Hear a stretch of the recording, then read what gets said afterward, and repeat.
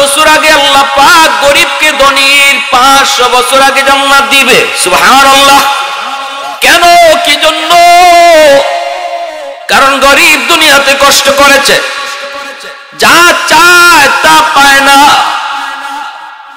কষ্ট করে করে সে এরপর আল্লাহর কুদরতি কদমে সেজদা দেয়, এরপর লোভ করে না, হারাম পথে চলে না, কষ্ট হয় এরপরও বাড়িতে পর্দা দেয়।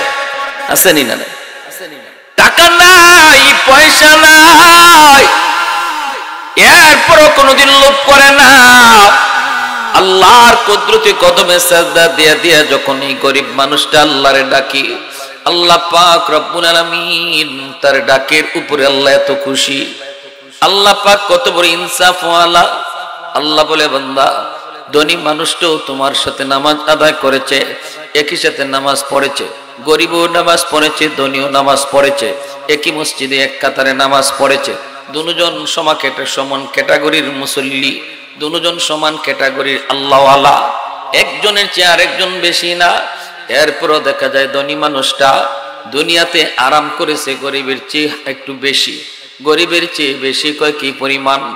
হায়াত যতদিন ছিল এতদিন ধনী মানুষ দুনিয়াতে আরাম করেছে, যা চাইছে তা পাইছে, গরিবে যা চাইছে তা পায় নাই। আল্লাহ পাক ইনসাফ করে বলেন, বান্দা, তুমি যে এর উপরে সবর করেছ, আমি আল্লাহর উপরে কোনো অভিযোগ আনো নাই। এই কথা বলো নাই, মালিক আমারে কেন তুমি গরিব বানাইছো, আমি তোমার বন্দেগী করব না, আমি তোমার উপরে নারাজ, আমি তোমার উপরে খুশ না, এমন কথা বলে নাই, বলে নাই। বরং সে এরপর আল্লাহর উপরে খুশি। আল্লাহ বলে, বান্দা না, দেখ, তোর চেয়ে গরিব আরামের দিক দিয়ে দুনিয়াতে আগে ছিল 70 বছর, 80 বছর, 60 বছর, কিন্তু আখিরাতের জীবনে আমি আল্লাহ 60-70 বছর তোমাকে আরাম বেশি দিব না, বরং ধনীর চেয়ে 500 বছর আগায় দিব। কত বড় ইনসাফ, কত বড় ইনসাফ আল্লাহ পাকে। 60 বছর আগে গরিবরে আল্লাহ আরামের ব্যবস্থা করব এমন না, 500 বছর আগে আরামের ব্যবস্থা করব। আমি যদি 60 বছরের হায়াতের জীবনে ধৈর্য ধরতে পারি, আল্লাহ আমাকে 500 বছর আগায় দিবে। এজন্যই মায়ার নবী, দয়ার নবী, তিনি দোয়া করেছেন, মালিক আল্লাহুম্মা আহইনি মিসকিনা ওয়া আমিতনি মিসকিনা ওয়াহশুরনি ফি জুমরাতিল মাসাকিন। আল্লাহ, তুমি আমাকে দুনিয়াতে গরিবী হালতে রাখো, আল্লাহ তুমি আমাকে মরণ দিও গরিবী হালতে, হাসরের ময়দানে তুমি উঠাইও আমাকে গরিবদের সাথে। সুবহানাল্লাহ। এটা আল্লাহর নবীর দোয়া। আম্মাজান আয়েশা সিদ্দিকা রাদিয়াল্লাহু তাআলা আনহা প্রশ্ন করেছিলেন, ইয়া রাসূলুল্লাহ, এটা কি দোয়া করলেন? সাহাবীরাও প্রশ্ন করেছেন, ইয়া রাসূলুল্লাহ, এটা কি দোয়া করলেন গো নবী? দুনিয়া তো আপনি গরিব থাকতে চান, মরণের হালতও আপনি গরিবী হালতে মরতে চান, হাসরের মাঠে গরিবদের সাথে উঠতে চান। মায়ার নবী বলে, জানো, গরিব 500 বছর আগে ধনীর জান্নাতে চলে যাইব। এই কথা বলতেই হযরত উসমান গনি রাদিয়াল্লাহু তাআলা আনহু বলেন, ইয়া রাসূলুল্লাহ, আল্লাহ আমারে ধন দিছে, দৌলত দিছে, আমি তো আল্লাহর মর্জি মতো চইলা, হালাল পথে চইলা সম্পদ কামাই করছি, আল্লাহ আমাকে দিছে দয়া কইরা। আমিও কি ধনী হওয়ার কারণে গরিব সাহাবীদের 500 বছর পরে জান্নাতে যাইমু? উসমান গনি রাদিয়াল্লাহু তাআলা আনহু ধনী সাহাবীদের একজন। এই প্রশ্ন করতেই মায়ার নবী বলে, উসমান, তুমি আমার দামান হতে পারো, কিন্তু আমি নবী যা বলি নিজের থেকে বলি না, আমার আল্লাহর ইশারায় বলি। মা ইয়ানতিকু আনিল হাওয়া ইন হুয়া ইল্লা ওয়াহয়ুন ইউহা। যা কিছু আল্লাহ বলে, আল্লাহর নবী বলেন, বলুন তো নিজের থেকে না আল্লাহর থেকে? আল্লাহর থেকে বলেন। এজন্যই মায়ার নবী বলেছেন, উসমান, আমি নবী নিজের থেকে কিছু বলি নাই, তুমি আমার জামাতা হতে পারো, দামান হতে পারো রে উসমান, কিন্তু শুনো, তোমার থেকে সাহায্য নিয়ে নিয়ে যে সাহাবীরা চলছে, যারা তোমার কাছ থেকে দাঁড় নিয়ে নিয়ে চলছে, যারা তোমার কাছ থেকে সহযোগিতা পায়ে পায়ে চলছে, এই গরিব সাহাবীরাও তুমি উসমানের 500 বছর আগে তারা জান্নাতে যাবে। উসমান গনি রাদিয়াল্লাহু তাআলা আনহু এই কথা শোনা মাত্রই তিনি বলেন, ইয়া রাসূলুল্লাহ, কোন যুক্তিতে, কোন কারণে গো নবী? কেন? সম্পদের কারণে বুঝি আমি জান্নাতে পড়ে যাইব? কেন, কি জন্য? আমি তো সম্পদের হক আদায় করি, গরিবকে দান করি, সম্পদের যথাযথ যাকাত দেই, হালাল পদে সম্পদ কামাই করি, হালাল পদে সম্পদ ব্যয় করি। কেন, কি জন্য আমি পড়ে যাব? কোন কারণে? আল্লাহ নবী রহমতের নবী বলে, উসমান, এই কথাটা তুমি বুঝি বুঝতে চাও রে উসমান? উসমান বলেন, নবী গো, আমি একটু বুঝতে চাই। মায়ার নবী, দয়ার নবীর সাথে সাথে মসজিদে নববীর ভিতরে একজন গরিব সাহাবী, এই গরিব সাহাবীকে নবী পরে ডাক দিলেন। আগে ওসমান গনিকে নবী বললেন, ওসমান কেন হাসরের ময়দানে গরিব 500 বছর আগে জান্নাতে যাবে? কারণটা শোনো, তুমি নিজে আজকে আমাকে শোনাও। ফজরের পর থেকে নিয়ে এখন পর্যন্ত কি কি তুমি খাইছো? আমি নবীর কাছে একটু হিসাব দাও। ওসমান গনি কয়, নবী গো, ঘুম থেকে ওঠার পর আমি বাসি রুটি খাইছি, নাস্তার সময় নাস্তা করেছি, দুপুর বেলা বোনা গোশত রুটি খেয়ে আপনার কাছে এসেছি। আল্লাহর নবী রহমতের নবী বলেন, ঠিক আছে, তুমি বসো। এই কথা বলতেই মায়ার নবী বলেন, আমার আব্দুল্লাহ ইবনে মাসউদ, গরিব সাহাবীদের ভিতরে একজন সাহাবী আব্দুল্লাহ ইবনে মাসউদ রাদিয়াল্লাহু তাআলা আনহু, ওনাকে নবী ডাক দিয়া বলেন, আব্দুল্লাহ, একটু দাঁড়াও রে, আজ তুমি কি কি খাইছো নবীকে শোনাও। আব্দুল্লাহ ইবনে মাসউদ মসজিদে নববীর এক কোনায় তিনি বসা। মায়ার নবী ডাক দিতেই তিনি দাঁড়ায় গেলেন। এরপরে মায়ার নবীর দিকে আর তাকাইতে পারেন না, মাথার নিচের দিকে দিয়া চোখের পানি জড়ায় জড়ায় কাঁদতে লাগলেন। আল্লাহর নবী কয়, আব্দুল্লাহ, বলো না, একটু বলো, আজ সারাদিন তুমি কি খাইছো? আব্দুল্লাহ ইবনে মাসউদ চোখের পানি ছেড়া কই, নবী গো, আপনি যদি আমাকে এই কথা জিজ্ঞেস না করতেন গো নবী, আমি কারো কাছে বলতাম না, কিন্তু আপনি জিজ্ঞেস করে আমি বলতে বাধ্য হয়েছি। ওগো নবীজি, সকাল থেকে নিয়ে বিকাল পর্যন্ত আমি আব্দুল্লাহ একটা খেজুরের দানাও খাইতে পারি নাই।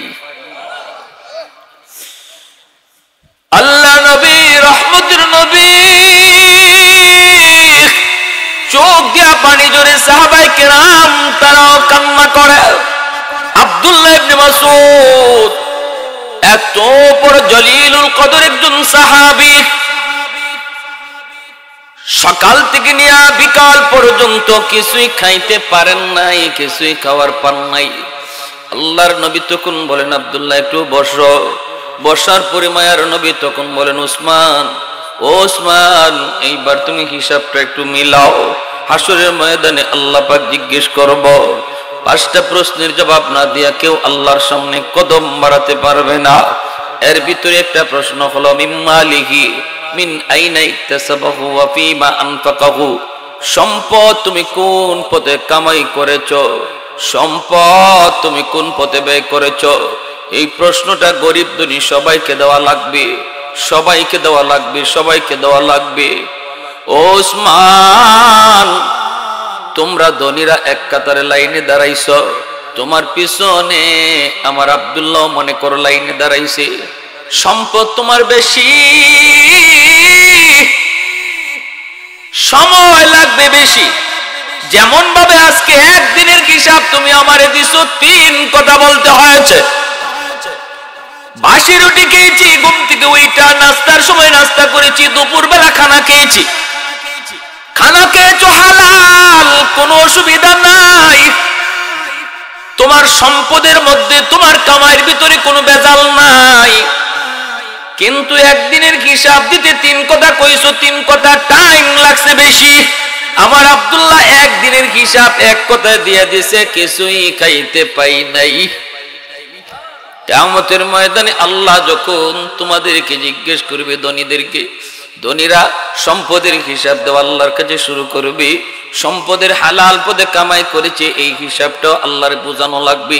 হালাল পথে ব্যয় করেছে, এই হিসাবটাও বুঝাইতে হবে। এই হিসাব দিতে আর বুঝাইতে যায় তোমাদের অনেক টাইম লেগে যাবে।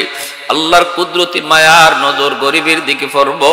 আল্লাহ গরিবের দিকে নজর করে আল্লাহ পাক কইব, তুমি ওর পিছনে তাইকো না, তুমি বাইপাস, আমি আল্লাহর কাছে হিসাব দিতে চলে আও, কারণ তোমার সম্পদ কম, সময় লাগবে কম, তোমাদের হিসাব দিতে টাইম যত বেশি লাগবে।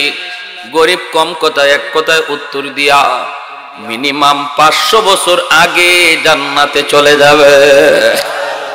আর একটু জোরে বলি সুবহানাল্লাহ। আহাদুল লাইসা কামিসলি সামাদুল লাইসা কাফদলি লিমানিল মুলকু তুগু ইতু সাজাওয়ার খুদাই তো খুদাওয়ান্দে আমি নি তো খুদাওয়ান্দে ইয়াসারি তো খুদাওয়ান্দে জামি নি তো খুদাওয়ান্দে সামাই তো রহিমি তো করিমি তো সামিঈ তো বসিরি তো মুইজ্জি তো মুযিল্লি তো মালিকিল আরশি বজাই বরি আজ খুরদন ও খুফতন বরি আজ তুহমতে মরদন বরি আজ বিম উমিদি বরি আজ রঞ্জ বালাই। আল্লাহু আকবার। আল্লাহ নবী রহমতের নবী এও সুসংবাদ দিয়েছেন। একই মসজিদে ধনী আর গরিব নামাজ পড়লো, দুজন একসাথে হাত উঠাইলো। নবী বলেন, জানো নি কার দোয়া আগে কবুল হবে? নবী বলেন, ধনীর আগে গরিবের দোয়া কবুল হবে। শুধু তাই না, গরিব যদি তার দোয়ার সাথে 10,000 দিরহাম আল্লাহর রাস্তায় দান করে, লক্ষ টাকার উপরে যদি সে আল্লাহর ঘরে দান করে, তবুও গরিবের খালি হাতের দোয়া আল্লাহর কাছে আগে কবুল হয়ে যায়। কেন, কি জন্য আল্লাহর কাছে এত মায়ার? এত মায়ের একমাত্র কারণ হলো, বান্দা গরিবে হালত তুমি আমাকে বলো নাই, আমি তোমারে যা চাইছো তা দুনিয়াতে দেই নাই। কষ্ট করে সন্তান নিয়ে লেখাপড়া করাইছো, কষ্ট করে সন্তান নিয়ে তুমি চলছো। এক হাদিসে আল্লাহর নবী রহমতের নবী বলেন, গরিব আল্লাহর দেওয়া কম রিজিক পায়া সন্তুষ্ট, আল্লাহ তার কম আমল পায়া সন্তুষ্ট। যে আল্লাহর দেওয়া রিজিক কম পায়া সন্তুষ্ট, আল্লাহ তুমি আমারে যা দিছো এর উপরে সবর। আল্লাহকে বান্দা তোমারও কম আমলে আমি আল্লাহ সন্তুষ্ট। সুবহানাল্লাহি ওয়া বিহামদিহি সুবহানাল্লাহিল আযীম। কত বড় সুসংবাদ, কত বড় সুসংবাদ। এজন্য আল্লাহ পাক রব্বুল আলামিন কয়, ফাইদা কুদিয়াতিস সালাত ফান্তাশিরু ফিল আরদ ওয়াবতাগু মিন ফাদলিল্লাহ। তুমি যখন আমার বিধান ফরজ নামাজ আদায় করেছো, তুমি বের হয়ে যাও জমিনে, জমিনে তুমি বের হয়ে যাও। তুমি যদি আমি আল্লাহর হুকুম ফরজ নামাজ আদায় করেছো, এইবার কৃষক হলে জমিনে, ব্যবসায়ী হলে দোকানে, চাকুরিজীবী হলে চাকুরি টেবিলে, যে যে কর্মস্থলে আছো সেই কর্মস্থলে বের হও। এটা আল্লাহর আদেশ। এটা কি? জোরে বলেন, এটা কি? তাহলে দুনিয়াদারি করা এটা তো আল্লাহর আদেশ। এটা আল্লাহর আদেশ মিয়া। আর আল্লাহর আদেশ মানার নামই তো ইবাদত। দুনিয়াদারি করার নির্দেশ আল্লাহর। এজন্য এই উম্মতে মুহাম্মদী দুনিয়াদারি সাইরা কোনোদিন আল্লাহ পাবে না, এই পথই নাই। এই উম্মতের জন্য এই ব্যবস্থা নাই। আগেকার উম্মতরা এমন ছিল, বিয়া শাদী করতো না, দুনিয়াদারি করতো না, জঙ্গলে চলে যাইতো, যাইয়া তারা আল্লাহ আল্লাহ করতো। বিধান তখন সেটা ঠিক ছিল। কিন্তু এই উম্মতের ব্যাপারে আল্লাহ নবী বলেন, লা রুহবানিয়াত ফিল ইসলাম, ইসলামের ভিতরে কোনো বৈরাগ্য নাই। কেউ যদি কয় আমি আল্লাহ পাওয়ার জন্য বিয়া করবো না, আমি আল্লাহ পাওয়ার জন্য দোকানদারি করবো না, সব সময় মসজিদে থাকবো আর আল্লাহ আল্লাহ জিকির করবো, এতে আল্লাহ খুশি না। জোরে কর না সুবহানাল্লাহ। এতে আল্লাহ কি না? খুশি না। তাহলে কি বোঝা গেল? দুনিয়াদারি কইরাও আল্লাহরে খুশি করা যায়, দুনিয়াদারি কইরেই আল্লাহরে খুশি করতে হবে। ব্যবসা কইরা আল্লাহরে খুশি করতে হবে। কেমনে কই ব্যবসাটারে ইবাদত বানাও। চাকুরি কইরাও আল্লাহরে খুশি করতে হবে। কেমনে কই চাকুরিরে ইবাদত বানাও। কৃষক তার জমিতে যাইয়া কৃষি ক্ষেতে কাম কইরা আল্লাহরে খুশি করবে। কেমনে কই কৃষি ক্ষেতের কামটারে ইবাদত বানাও। কেমনে বানাইবা? কই ফজরের নামাজ পড়ে তুমি বের হয়েছো, নিয়ত করেছো আল্লাহ ও মালিক যেখানেই থাকি সেখানেই যেন তোমার হুকুম নামাজ ঠিক মতো আদায় করতে পারি। আল্লাহ আমি বের হলাম তোমার নাম লইয়া, বিসমিল্লাহি তাওয়াক্কালতু আলাল্লাহ লা হাওলা ওয়ালা কুওয়াতা ইল্লা বিল্লাহিল আলিয়্যিল আযীম। এই দোয়াটা পড়ে তুমি ঘর থেকে বের হও। আল্লাহর নাম লয়ে তুমি ঘর থেকে বের হও, জমিতে গেছো, জমির কাম করতেছো, ফজরের পর থেকে নিয়ে জোহর পর্যন্ত তুমি কাম করতেছো, জোহরের আজানের আওয়াজ যেই মাত্র আল্লাহর গোলাম তোমার কানে আসলো রে যুবক, সাথে সাথে জমির আইলে তুমি নামাজে দাঁড়ায় যাও, কারণ আল্লাহ তোমার আমার জন্য গোটা দুনিয়ারে মসজিদ বানায়া দিছে। কোন উম্মতের জন্য আল্লাহ এত বড় সুযোগ, এত বড় সারপ্রাইজ আল্লাহ কোন উম্মতকে দেয় নাই। আমারে আপনারে যত বড় সারপ্রাইজ আল্লাহ দিয়েছে, অতীতের উম্মতদের জন্য হাওরে বন্দরে নামাজ পড়লে নামাজ হইতো না, কিন্তু এই উম্মতের জন্য আল্লাহকে বন্ধু আমি আল্লাহ জানি তোমার উম্মত কত জায়গায় থাকবে। দাওয়াতের কাজ নিয়ে বের হয়েছে, জাহাজে থাকবে, বিমানে থাকবে, হাওরে থাকবে, জঙ্গলে থাকবে, কারণ আমার নবীর পরে আর কোন নবী নাই। দাওয়াতি কাজ করতে হবে এই উম্মত নিজে, ঠিক না? এই উম্মতের উলামায়ে কেরাম গ্রাম থেকে শহর, নদী নয়, বন্দর নয়, সর্বত্র ঘুরে বেড়াবে দাওয়াতের মিশন নিয়ে। আল্লাহ কয় বন্ধু আমি জানি নির্দিষ্ট জায়গায় যদি নামাজ পড়তে হয় তাহলে উম্মতের জন্য বড় কষ্ট হয়ে যাবে। আমি আল্লাহ তোমার উম্মতের উপর খুশি হইয়া গোটা দুনিয়াকে আমি মসজিদ বানায় দিলাম। জমির আইলে নামাজে দাঁড়াবে, জমির আইলটা আমি আল্লাহ মসজিদ হিসাবে কবুল করে নিব। দোকানের ভিতরেই বান্দা নামাজে দাঁড়ায় যাবে, মসজিদ বড় দূরে যাইতে পারে না, দোকানের ভিতরটারে আল্লাহ পাক মসজিদ বানায় নিবে। ভাইয়েরা বন্ধুরা জন্য বলতেছিলাম, আল্লাহ পাক রব্বুল আলামিন কয় বান্দা যখনই তুমি ফজরের পর থেকে নিয়ে জোহর পর্যন্ত, ফজরের পর থেকে নিয়ে জোহর পর্যন্ত তুমি নামাজ পড়লা, এই আয়াতের তাফসীরের মধ্যে মুফাসসিরিন কেরাম লিখেন জোহরের সময় যখনই তুমি ক্ষেতের আইলে নামাজে দাঁড়ায় গেছো, আল্লাহ পাক ফেরেশতাদেরকে ডাক দেয়া বলে ফেরেশতারা শুন, ওই যে দেখ আমার বান্দা আযান হয়েছে, জমির আইলে নামাজে দাঁড়ায় গেছে। এতে কি বোঝা যায়? এতে বোঝা যায় যদি আমি আল্লাহ তারে পেট না দিতাম, যদি আমি আল্লাহ তারে বিবি বাচ্চার জিম্মাদারি না দিতাম, তোমাদের ফেরেশতাদের মতো, তোমরা ফেরেশতাদের পেট নাই, বউ নাই, বাচ্চা নাই, এজন্য অল টাইম আমি আল্লাহর জিকির করো।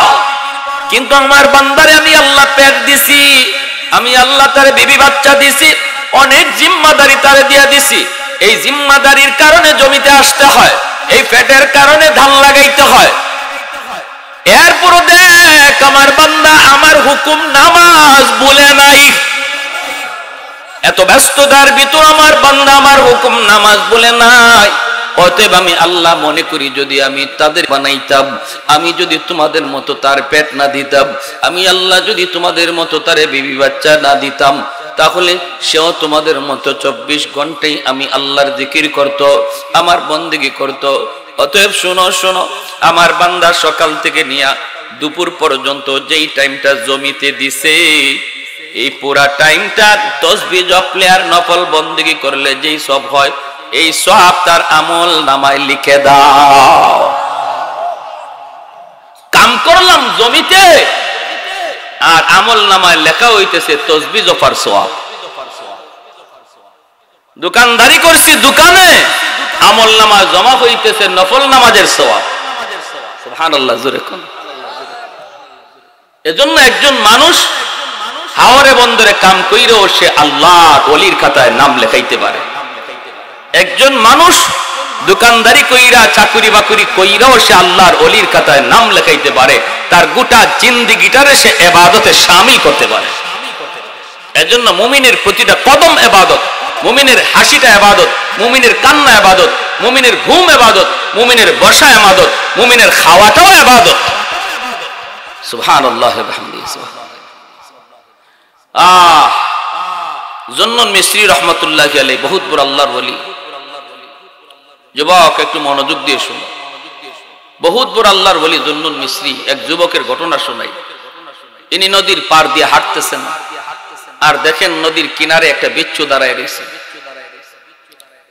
বিচ্ছুটা নদী পার হতে চায়, কিন্তু কেমন করে বিচ্ছু নদী পার হয়? নদীতে কোনো নৌকা নাই, কোনো খেয়া নাই, কোনো নৌকা নাই, কোনো খেয়া নাই, অবস্থায় আল্লাহর ওলি নিজেও তিনি দেখতেছেন বিচ্ছু কেমন করে নদী পার হয়।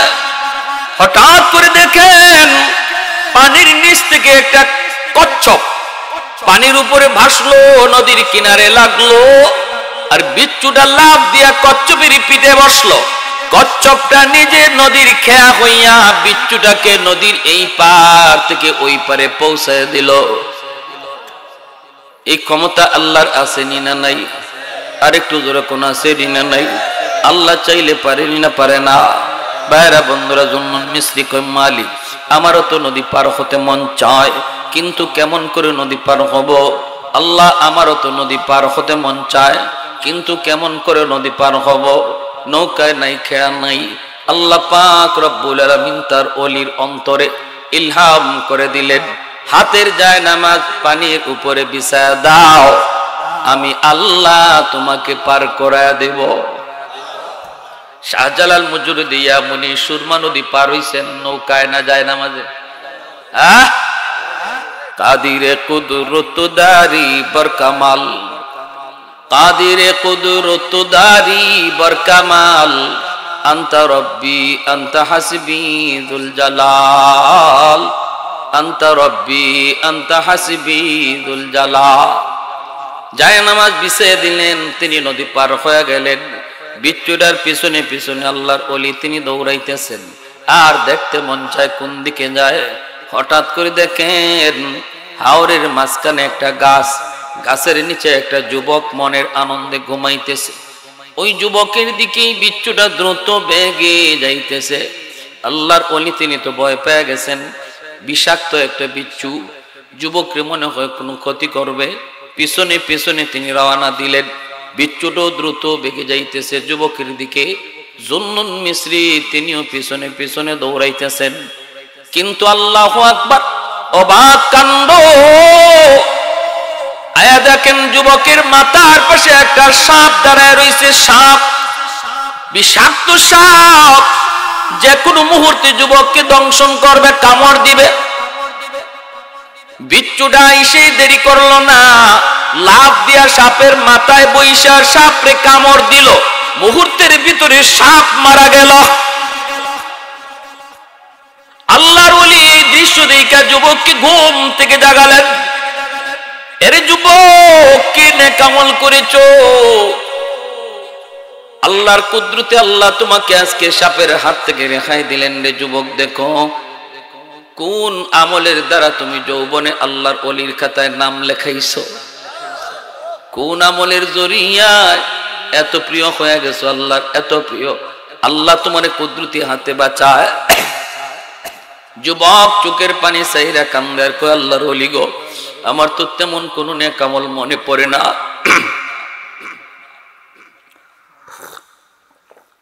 তেমন কোন নেক আমল মনে পড়ে না। তবে আমার যদ্দূর মনে পড়ে, আমি যেখানেই থাকি সেখানেই নামাজ আদায় করি। আমি একজন রাখাল, মানুষের উট রাখালি করি, দুম্বা রাখালি করি। যেখানেই থাকি, হাওয়ারে থাকি আর জঙ্গলে থাকি, দুনিয়ার কোনো কাম, দুনিয়ার কোনো ব্যস্ততা আমাকে নামাজ থেকে গাফেল করতে পারে না। জঙ্গলে যদি থাকি সেখানেও নামাজ আদায় করে নে, হাওরে থাকলেও আমি নামাজ সবার আগে আদায় করে নেই। এ যুবক, একটু খেয়াল করে মনোযোগ দিয়ে শোনো। আজকে মসজিদের আজান তোমাকে মোবাইল টিপা থেকে বিরত রাখতে পারে না।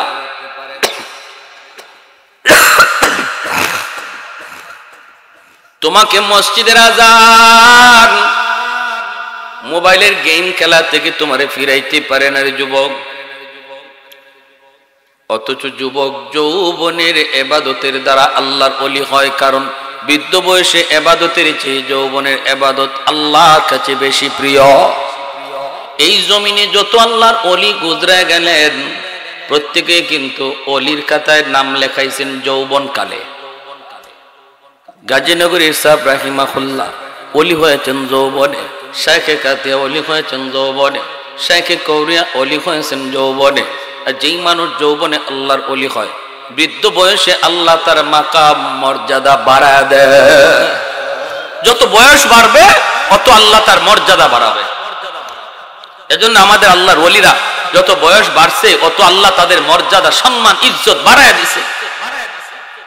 আহমদ শফি রাহিমাহুল্লাহ কয়জনে আমরা চিনতাম, শেষ বয়সে আল্লাহ কেমন চিনানি চিনাইছে, তামাম দুনিয়া চিনছে, ঠিক না? তামাম দুনিয়া চিনছে। এই কারণে আল্লাহ বলেছে ইল্লাল্লাযীনা আমানু ওয়া আমিলুস সালিহাত ফালাহুম আজরুন গায়রু মামনুন। তুমি যখন তোমার গায়ে শক্তি থাকা অবস্থায় আমি আল্লাহরে ডাকবা, যেই বয়সে শক্তি থাকতো না এই বয়সে আমি আল্লাহ তোমার মর্যাদা কেমন বাড়াই জানো? ঘরে বসাইয়া ইবাদতের পেনশন দান করি।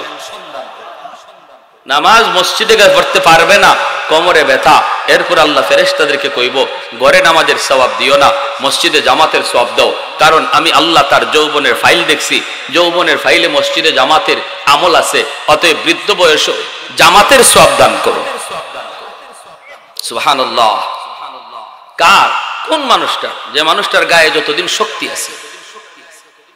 লাউলা মাশাইকু রুক্কা ওয়াশ শাবাবু খুশা ওয়াল আতফালু রুদ্দা ওয়াল আনআমু রুদ্দা লাজালতুস সামাআ হাদিদা ওয়াল আরদা খাফসাফা ওয়াত তুরাবা রামাদা ওয়ামা আনজালতু মিনাস সামাই কাতরা ওয়ামা আমবাততু মিনাল আরদি নাবাতা বাল আনজালতু আলাইকুমুল আযাবা সাব্বা। আল্লাহ পাক রব্বুল আলামিন কয়, এরে জমিন থাম থাম, আমার আর আমার বান্দার ভিতরে নাক গলাবা না। জমিন প্রতিদিন আল্লাহর কাছে আবদার করে, মালিক আর কতকাল আমি এই জুলুম দেখব, আর কতকাল আমি অন্যায় দেখব, গুনাহগারের গুনাহ দেখতে দেখতে আমি জমিন ধৈর্য হারা হয়ে যাচ্ছি। ও মালিক অনুমতি দাও, আবতালি ইবনা আদম ফি কারি, জালেম গুলিরে আমি পেটে গিলে ফেলি, জালেম গুলিরে আমি গিলে ফেলি। তুরস্কের জমিনে জমিন গিলে ফেলেছে, 5 তলা 10 তলা বিল্ডিং গিলে ফেলেছে, 50,000-এর মতো মানুষ তুরস্ক আর সিরিয়ায় গত 1 সপ্তাহে গিলে ফেলেছে। আল্লাহর নবী রহমতের নবী বলেন, হাদিসে কুদসি আল্লাহর ভাষা, আল্লাহ বলেন প্রতিনিয়ত জমিন এইভাবে আল্লাহর কাছে আবদার করে, ওয়াল বাহরা ইস্তাজিলু রাব্বাহু ওয়াল মালাইকাতু ইস্তাজিলু রাব্বাহু আলা কুল্লি ইয়াউমিন ওয়াল আরদা ইস্তাজিলু রাব্বাহু। আল্লাহ পাক কয়, জমিন থাম থাম, আমি আল্লাহ দেখি এই জমিনে কেমন অন্যায় হয়, কেমন অত্যাচার হয়, কেমন জুলুম হয়, কেমন গুনাহ হয়। এরপরও আমি ধরি না, কেন জানোনি? কারণ এই মানুষ জাতিকে আমি আল্লাহ বড় আদর করে বানাইছি। আল্লাহ পাক মানুষ জাতিরে কুন ফায়াকুন বইলা বানায় নাই। আসমান আল্লাহ বানাইছে কুন ফায়াকুন বইলা, জমিন আল্লাহ বানাইছে কুন ফায়াকুন বইলা, ফেরেশতা আল্লাহ বানাইছে কুন ফায়াকুন বইলা। কিন্তু আমারে আপনারে আল্লাহ পাক কুন ফায়াকুন বইলা বানায় নাই, আমারে আপনারে আল্লাহ তার নিজের হাত দিয়া বানাইছে। খালাকতু বিয়াদাইয়া, আল্লাহ বলে আমি আমার নিজের হাত দিয়া বানাইছি। কেন বানাইছি জানোনি? কারণ এই চেহারার মধ্যে এত দামি কপাল, এই কপাল দিয়া বান্দা আমার কুদরতি কদমে সেজদা দিবে। এই কপাল এত দাম, এত দাম, ফেরেশতাদের হাতে বানাইলে হয় না, কুন ফায়াকুন বললো হয় না, আমি আল্লাহ নিজের হাতে বানাইছি। আল্লাহ বলে শুন, 4টা শ্রেণী জমিনে যতদিন থাকবে ততদিন আমি আল্লাহ জমিন টিকায় রাখবো। কারণ আমি মানুষ বানাইছি আমার গোলামির জন্য। জমিনে যতদিন পর্যন্ত লাউলা মাশাইকু রুক্কা, আমার কিছু বৃদ্ধ বান্দা বান্দি আছে, চুল দাড়ি সাদা হয়ে গেছে, কোমরে তার ব্যথা, হাঁটুতে তার ব্যথা, সেজদা দিতে পারে না, কষ্ট হয়।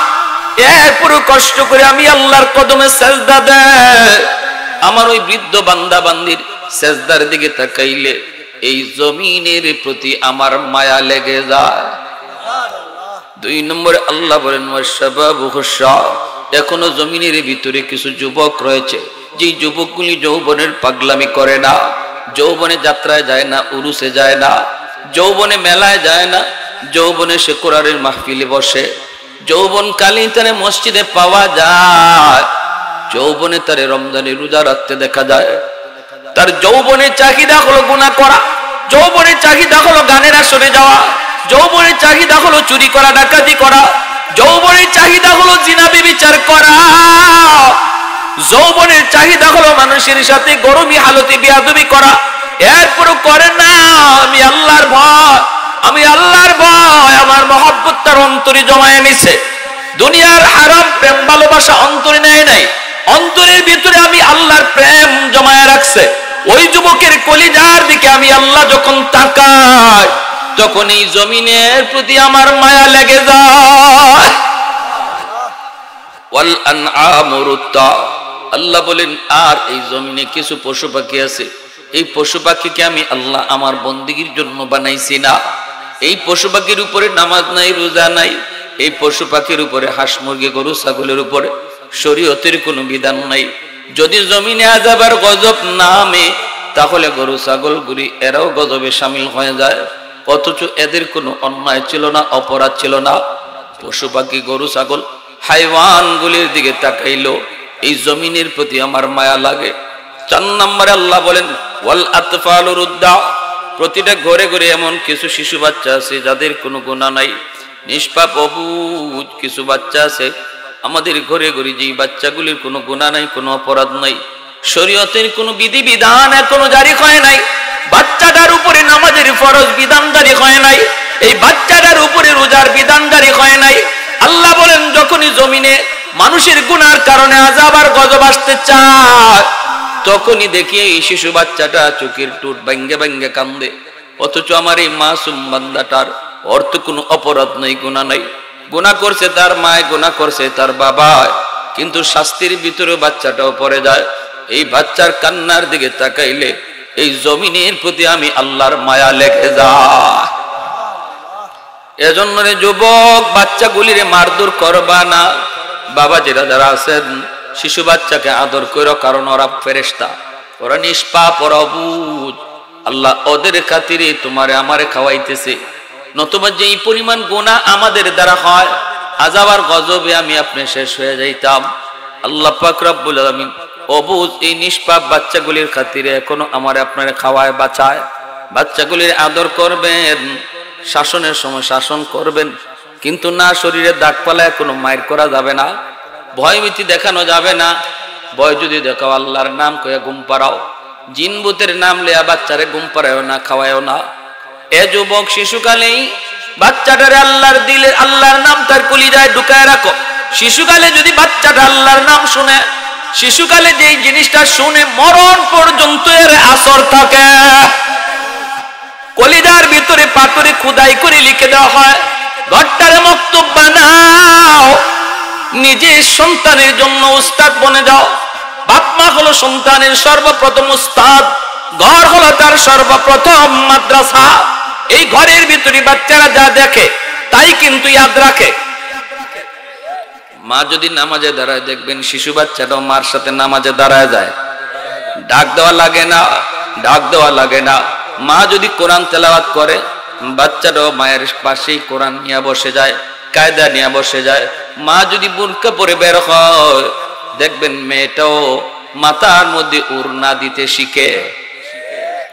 এই মেয়ে বড় হলে পরে আপনি বুরকা পরো বলতে হবে না, বরং আপনারই সে বলবে আব্বা আমারে বুরকা আইনা দাও। আর যদি শিশুকালে আপনি ইংরেজদের পোশাক পরায় তারে বড় করেন, শিশু বয়সে মেয়েটা বুঝে না, হাফ প্যান্ট পরাইলেন, সেন্ট্রু গেন্টি পরাইলেন। শহরে বন্দরে দেখি অনেক বাপ মা বাচ্চারা ছোট বিদায় বিধর্মীদের কালচারে পোশাক পরায় মার্কেটে লইয়া আয়। যদি জিগাই এটা কি পরাইছেন, কয় হুজুর বুঝে না।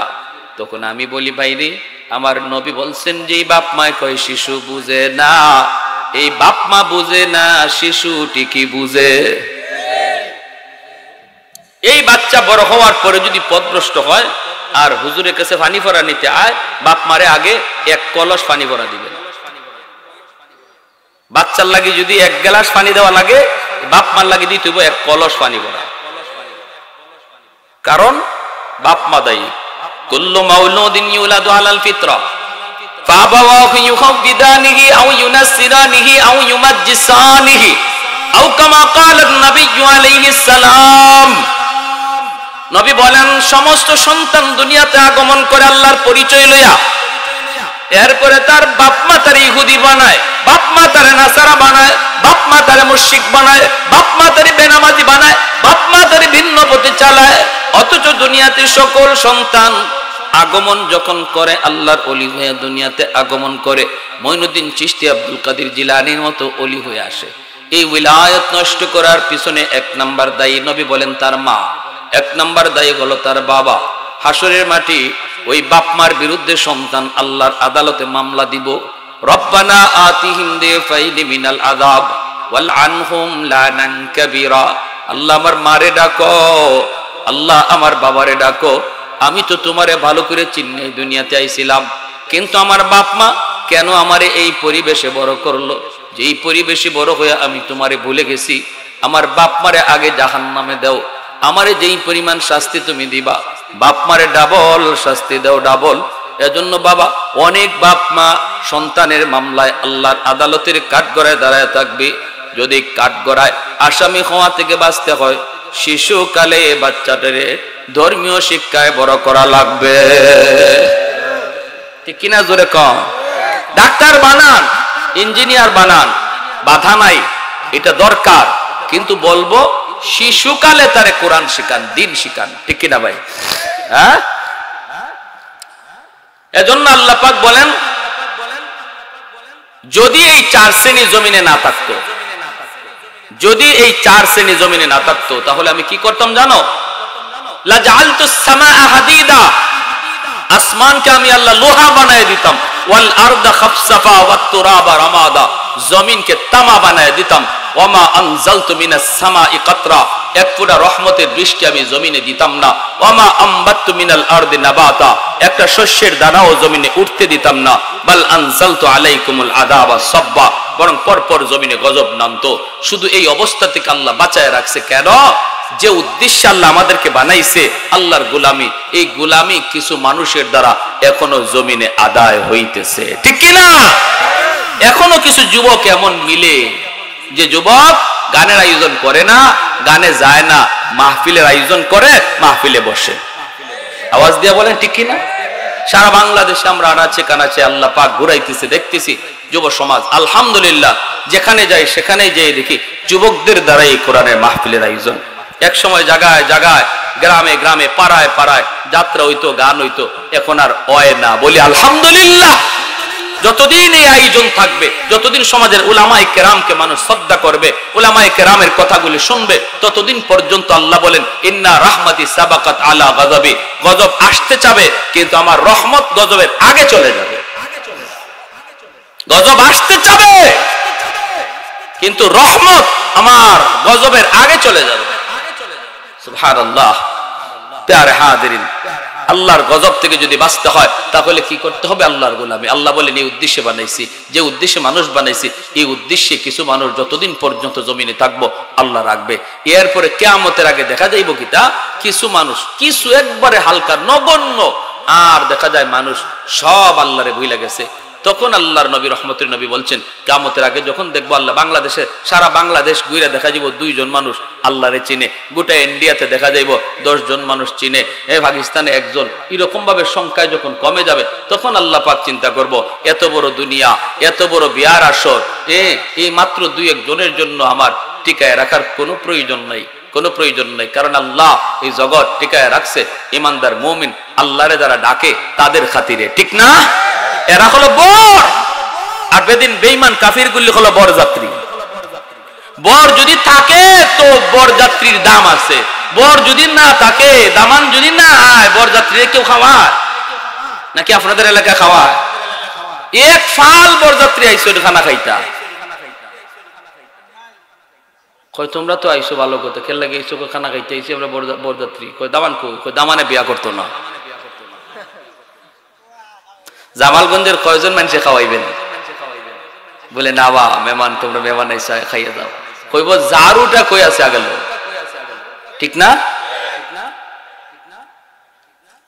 এই দুনিয়াটাও আল্লাহ একটা বিয়ার আসর বানাইয়া আমারে আপনারে, যারা আল্লাহ যে উদ্দেশ্যে বানাইছে, এই উদ্দেশ্যে যারা এখনো জারি আছে, এখনো করে, আল্লাহ যে উদ্দেশ্যে বানাইছে গোলামি, এই গোলামি যারা করে এদেরকে বর বানাইয়া এদের ওসিলায় সব রে খাওয়াইতেছে, ঠিক কিনা?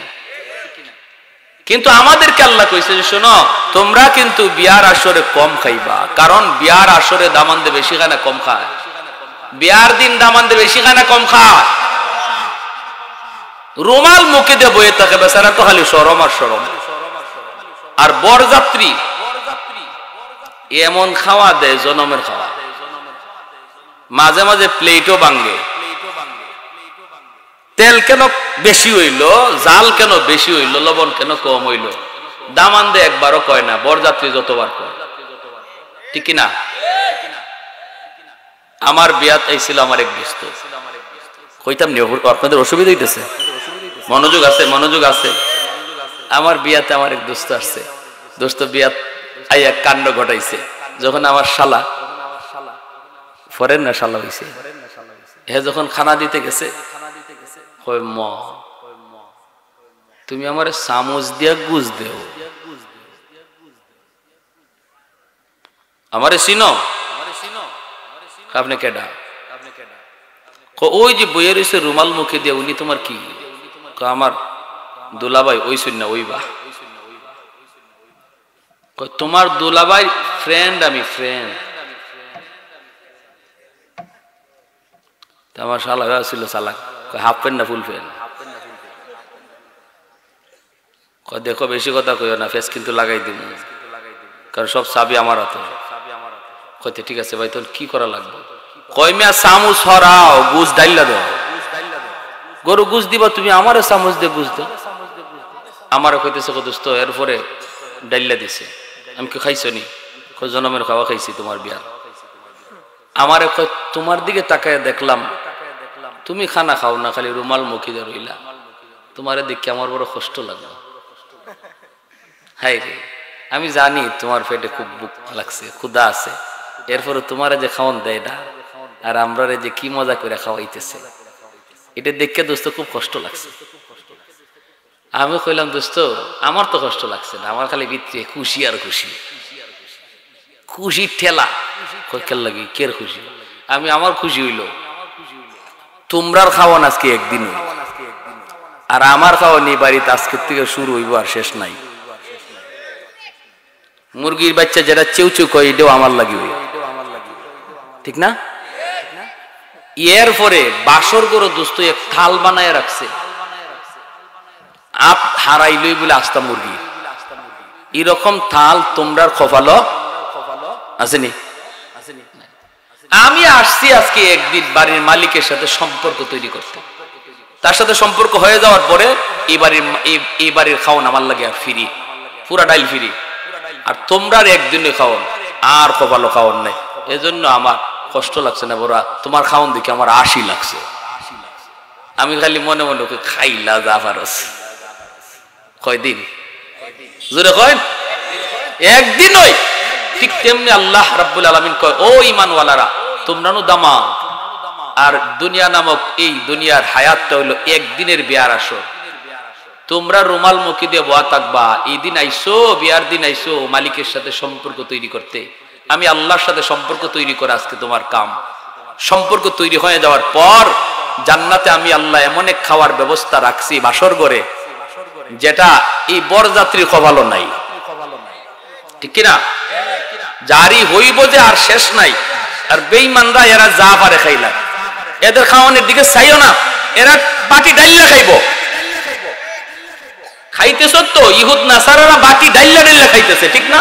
আর আল্লাহ দিতেছ, আল্লাহর কো আল্লাহ একদিনের লাগে আইছি, চামচ দিয়ে দিবাইনি। আল্লাহ কতে কেমনে দিতাম? কয় ডাইলা দেও। আল্লাহ কয় না, ডাইলাই দিলাম, খা। আর আমরা কয় এরা খাওয়ান দিকে লোভ করো না, এরা খাওয়ান দিকে লোভ করো না। এরা বিমানে চড়ে, জাহাজে চড়ে, যা খুশি তা খায়, লোভ করো না।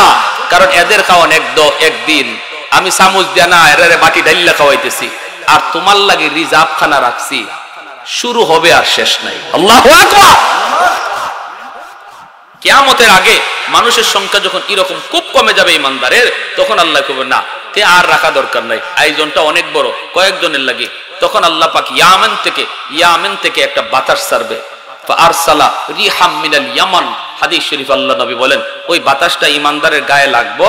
সব ইমানদার যারা অল্প অল্প ছিল, বাংলাদেশে 2 জন, ভারতে 10 জন, এরা সব মারা যাইব। তখন দুনিয়াতে আর আল্লাহ বলার একজন লোক থাকবে না। তখনই আল্লাহ কইব, দুনিয়া ধ্বংস করো। আল্লাহ বলার একজন লোক যখন থাকবে না, তখন আল্লাহ কি কইব? দুনিয়া। আল্লাহু আকবার। তাহলে আমার ভাইরা বলুন, আল্লাহ কি বলছে? দুনিয়াতে পাঠাইছে আপনি যদি ঘুমাই, আমি আপনি যদি খাই, আমি আপনি যদি দোকানদারি করি, এগুলো ইবাদতে শামিল হয়নি না হয় না? এশার নামাজ পড়ে আল্লাহর বান্দা তুমি ঘুমাইছো, ফজরের নামাজটা পড়া টার্গেট রাখো, নিয়ত রাখো, পুরা রাত ঘুমটা আল্লাহ পাক ইবাদতের ভিতরে শামিল করে দিবে। খাওয়ানোর শুরুতে তুমি খানা খাইতেছো, আল্লাহর নাম লইয়া খানা খাও, বিসমিল্লাহি আলা বারাকাতিল্লাহ এই বইলা তুমি খানা খাও, আল্লাহ তোমার রিজিক খাইতেছি, হালাল রিজিকটা খাও। খানা শেষে আলহামদুলিল্লাহ করে শুকরিয়া আদায় করো। ভাত খাইলা তুমি, পেট ভরলো তোমার, কিন্তু পুরা খাওয়ানোর টাইমটা আল্লাহ পাক তাসবিহ জপলে যে সওয়াব হইতো ওই পরিমাণ সওয়াব আমলনামায় দান করবেন। তাহলে মুমিনের খাওয়াটাও ইবাদত, ঘুমটাও ইবাদত, দোকানদারি ইবাদত, চাকরি বাকরি ইবাদত, হাসাটা ইবাদত, ঘুমটা ইবাদত, সব কিছু ইবাদত হয়ে যায়। এজন্য আল্লাহ পাক বলছে, বান্দা আমি তোমারে দুনিয়াতে পাঠাইছি কেন জানোনি? আমার গোলামি করার জন্য। তার মানে তোমার ঘুমরে ইবাদত বানাও, খাওয়ারে ইবাদত বানাও, ব্যবসার ইবাদত বানাও, চাকরির ইবাদত বানাও, গোটা দুনিয়াদারিটার ইবাদত বানাও। এই উদ্দেশ্যে আল্লাহ আমাকে আপনাকে পাঠাইছে,